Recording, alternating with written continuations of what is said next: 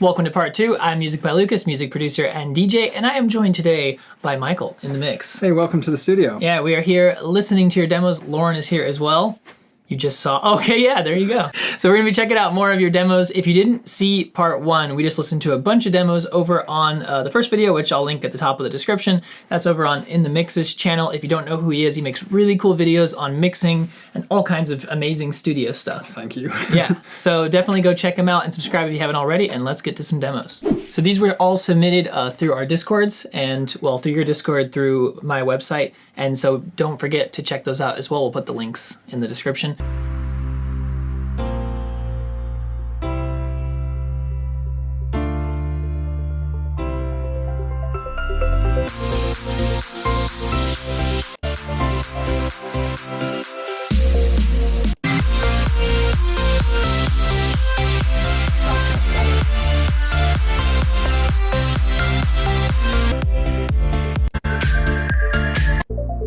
Yeah, I mean, right away from a mix perspective, just looking at the things to improve, I think the kick drum selection could be redone. I think you could probably pick something that fits the track a bit more. Yeah. I think it needs to have a bit more thump or bounce, but without that MIDI electronic kind of nature to it. Kind of sounds a little overly electronic. Yeah, exactly. I was thinking maybe, how would I mix this, boost the bass a bit? But actually, I think maybe a sample replacement would help. I feel the track really got going in the middle. It really felt like we were in kind of a more professional sounding place.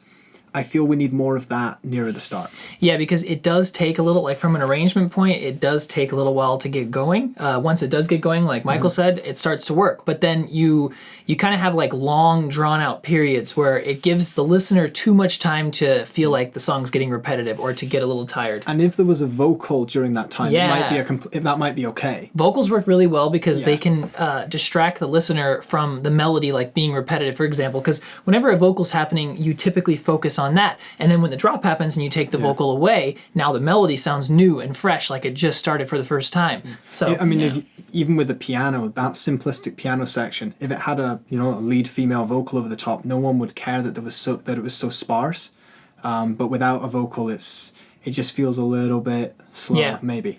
Yeah, so good work so far. I think the track has potential. I like your style with the melodies, and let's check out the next one. Drop a like on it. Yeah.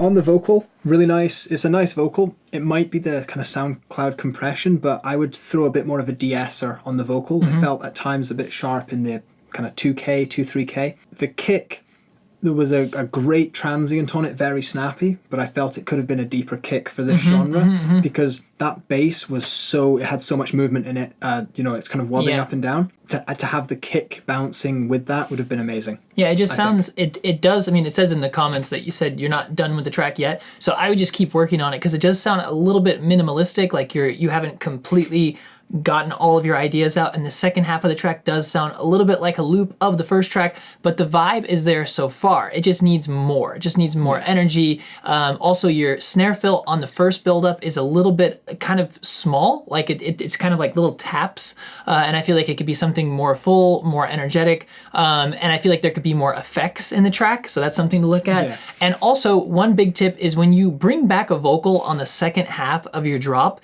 sometimes it's better, instead of bringing back the same vocal that you had on the break, to try to do something different with it. Chop it up, push it up some, push it up an octave, do something to make it so it's just like whatever the title of your track is, if that's one of the lyrics in the song, you can like focus on that, like focus on certain lyrics that are the catchiest and just bring them back on the second half of the drop a little bit to add that little bit of extraness, but not necessarily, have to do the whole vocal looped again. To actually do everything that Lucas has suggested, what I would do is grab some of your favorite tracks in the same genre, physically pull them into your DAW, and just compare them at the same volume, and all of a sudden you'll hear what he's on about. You'll understand the snare fill. Yeah. You'll understand what kind of layers you need to put in, not to copy them, but to reference against.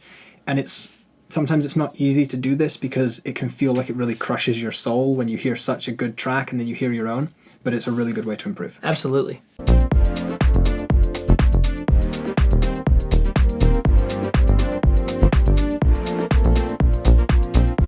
So what I've done to take a look at this is opened a plugin called Tonal Balance Control, and it shows you how much of each frequency band there is, low, mid, high. It's really simple. So if I play the track, you'll see that it's lacking a bit of high and mid compared to other tracks in the genre. Yeah. So relatively throughout the track, there was a lot of low mid, loads of bass, but I felt that it felt like all the high end had been filtered away. Part of this is nice because it makes it smooth, but I think we need a lot more energy. Yeah. Especially to stand up next to other commercial tracks. I feel you could just brighten the whole mix up. Yeah, it needs to have like a more full spectrum sound to get that kind of like, professional edge to it. So it sounds completely ready for whatever you're going for, radio or sending it to a label or whatever your goal is. You could simply throw an EQ on your master and boost everything above, say, 2000 hertz a little bit, a few dB. Or I would go track by track and just brighten up tracks that you think are best.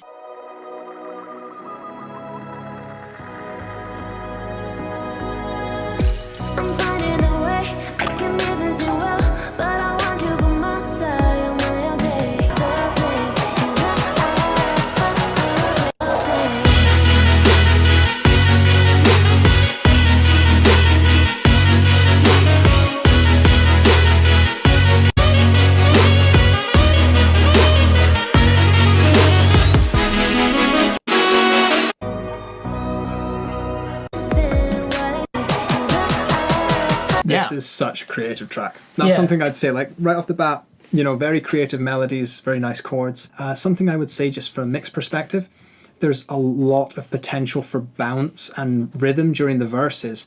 I feel the drums are doing the right thing. The vocals are all where they need to be, rhythm.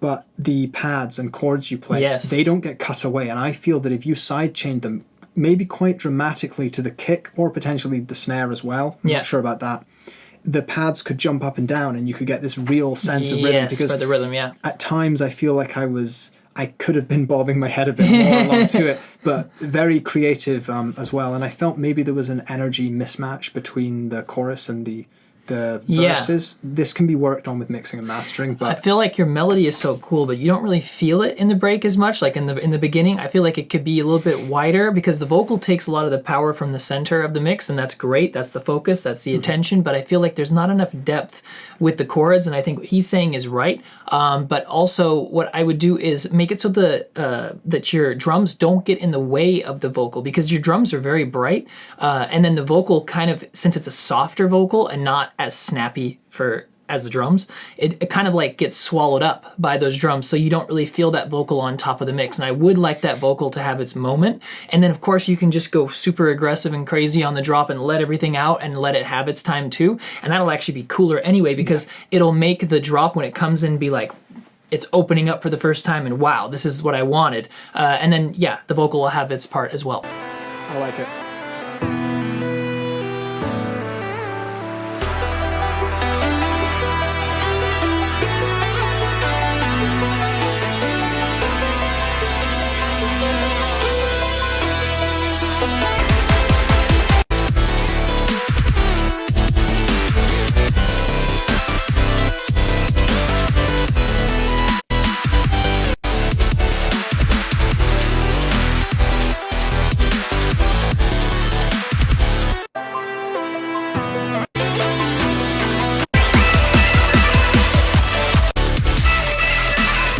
Super cool. I really like the melody. Really interesting and great what you've done with it so far. I think just it kills me that there's not enough groove or percussion coming in sooner in the track, because it just goes too long, in my opinion, without picking up some kind of drums. I feel exactly the same. The melody, especially the pitch bends, that just to me, when you do that right, it just shows you know what you're doing. Yes. Loads of good sounds, and overall the mixing's great. When the kicks finally come in, to have lots of those doubled and tripled kicks so close together without being muddy shows you've picked the right sample and you've mixed it right. But earlier on, when I was sort of doing this as I was listening, I felt there should have been a kick already, or even a click or something. It is my preference. You don't have to do it, but I feel that it could have got there sooner. Also, the chorus. Yes. Maybe it was maybe a bit too long? Yeah, it's a little bit too long. Well, the track in general, I think, might be a little bit too long. You do lose a little bit of energy in the beginning of the second break. I would try to keep a little bit of energy there because it took a while to get that energy. So to lose that all so quickly and have to rebuild from zero again is a lot to expect, like from a listener. But then also there's something interesting going on where right before your drop, your buildup is actually more powerful and louder than the actual drop itself. So it makes it so when the drop happens, it's kind of anticlimactic. Like if we skip right to the drop, it sounds good. But if you actually listen to it through and go through that buildup sequence, you're expecting something even bigger. And then when it comes in kind of lower volume, you're like... Yeah, I agree entirely. And for that build up, it's probably just a case of volume. Yeah. It might not be a case of taking anything away, just a little bit of volume. Shaved off everything. Or automate the whole drop up. It's just going to make it punch in so much You can more. even do this little trick where you can have the volume go down a tiny bit, like 1 dB, right before the drop hits, like on the very last bar. And then, of course, you bring the volume back up on the drop, and it makes it just appear to be louder, even though the drop actually isn't louder. It's just the part right before it was a little bit quieter. It's like an illusion of technique. Often what I do in mastering is... It's called macro dynamics, so you're changing the dynamics of one section compared to another. Just roll it off, but not just with the volume. You can also slightly roll away some bass. So not a steep filter, just a gentle duck, just 1 or 2 dB. Gradually reduce the bass. It's barely perceptible, but it is there. And then you just snap it back in for the drop. And it's not overwhelming. It doesn't feel like the volume's just been turned up, but everything just feels fuller because we like a bit more bass. You know, you want a bit more bass in the chorus, but really cool track. In general, the mixing was pretty spot on. It just needs a bit more work. So far to go now. We're thinking about where we've been and how far.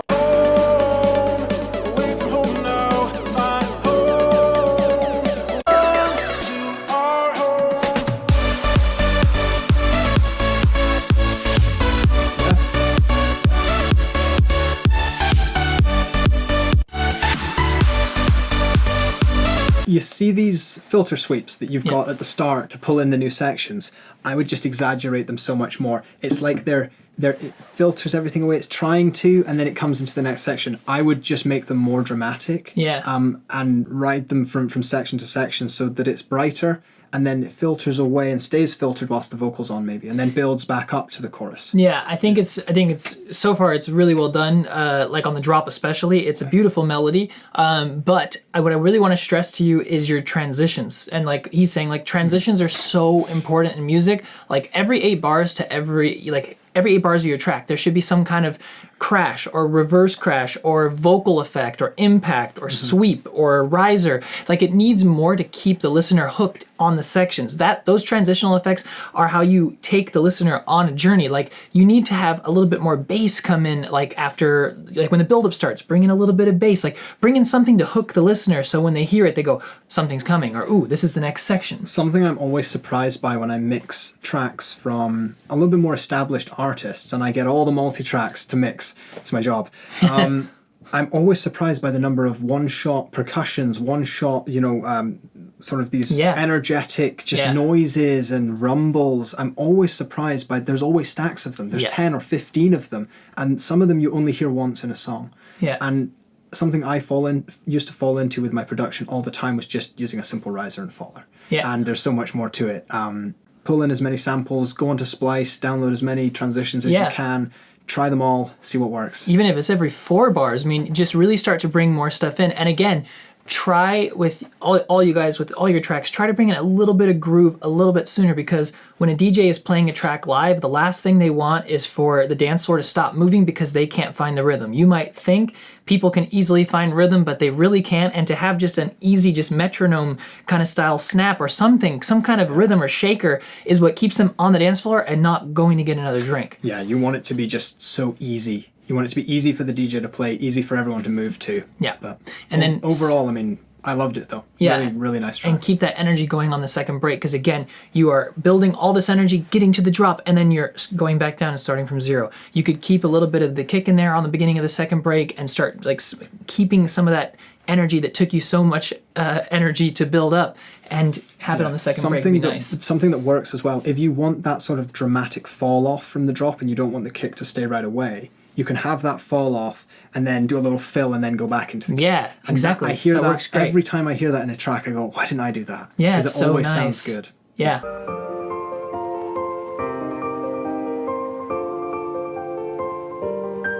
Chords are nice.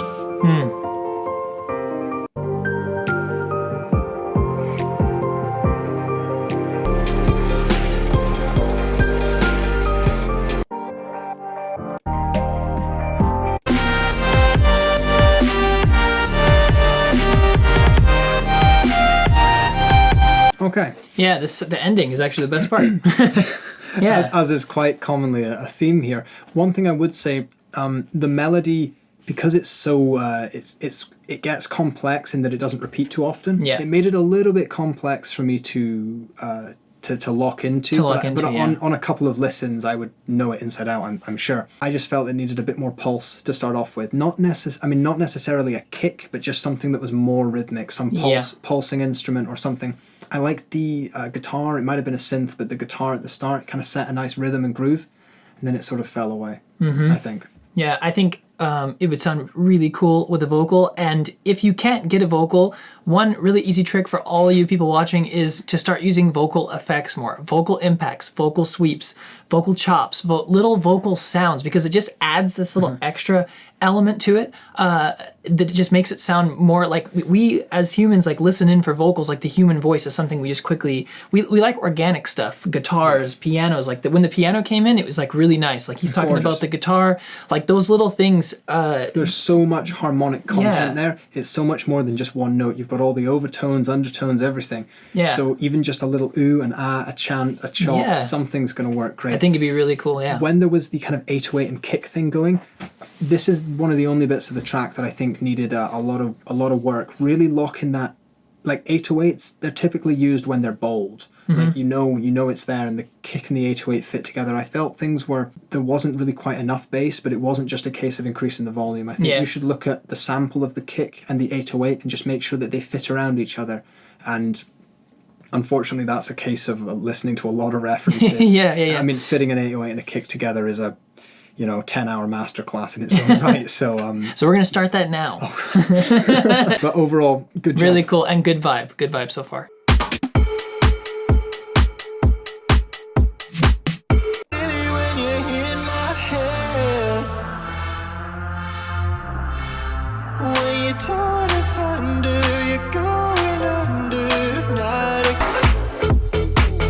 I love it.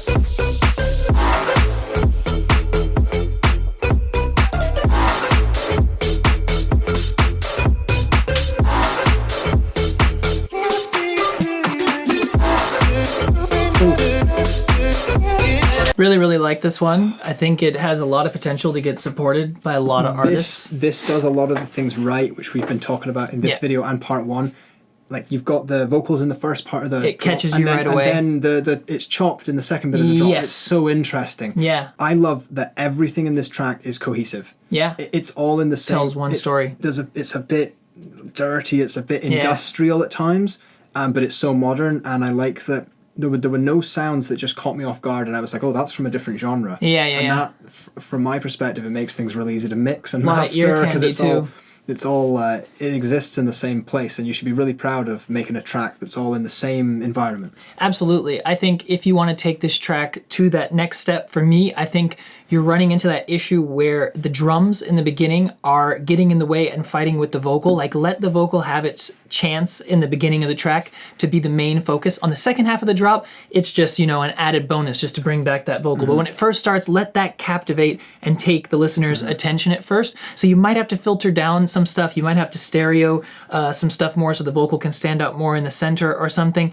And then also when that build up starts, I would love to hear a bit more bass coming in so that it's like, boom, this is going to be the build up, the drop is coming. And then yeah, hit them hard with the drop like you already are. I love the ear candy. Maybe on the beginning of the second break, you keep that kick drum in there a little bit and cut off the high frequencies so you keep that energy going. But yeah, definitely something that I think could get supported by a lot of artists. I like it. Something just to go along with the kind of industrial vibe. Yeah. Vibe, well, I said it. Don't use that word very much. Take all your drums and you can send them to another channel. And as Lucas said, you could try filtering them, but add like a bit of reverb as well. Filter them down, remove you can mute the original drums when you do this. And it makes so much space for the vocals because you cut the drums away down to 2K, 4K. Yeah. And it gives a completely different chugging industrial drum feel under a track. You'd have to try it because sometimes it does not work at all. Yeah. But luckily with DAWs these days, we can try anything. Yeah. And you can just delete it if you don't like it. Really cool. As a release, you should be really proud of that one. Yeah, I am. We're starting a radio show, actually, Lauren and I, in January, and this is something that we would look at playing this kind of stuff, so this is great. Yeah, keep it up. So this one is from someone on my Discord, a 13-year-old, and I can already hear a lot of potential and talent here.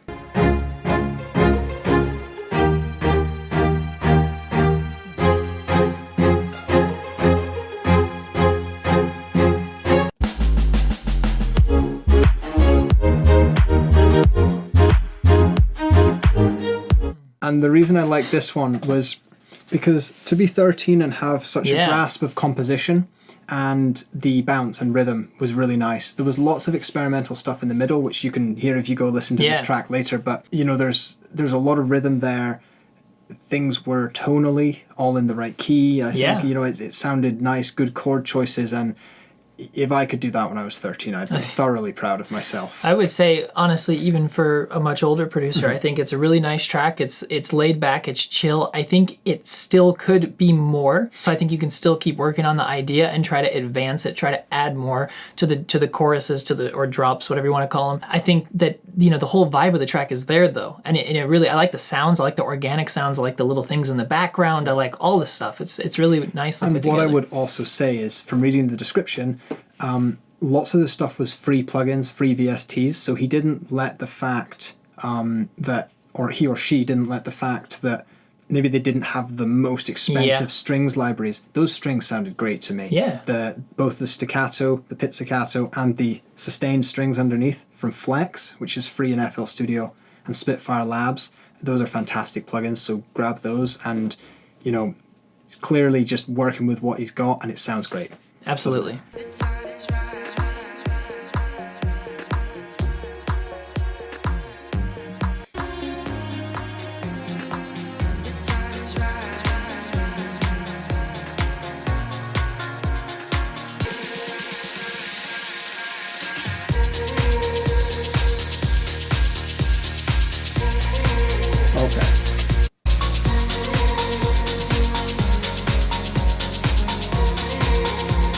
Purely from a mix perspective, in the chorus or drop, the shakers were quite harsh compared to the drums and snare, the kick and snare. The kick and snare were very buried. I could feel the pulse of the kick, but I feel both of those could literally get another 5-6 dB at least. Brighten them up.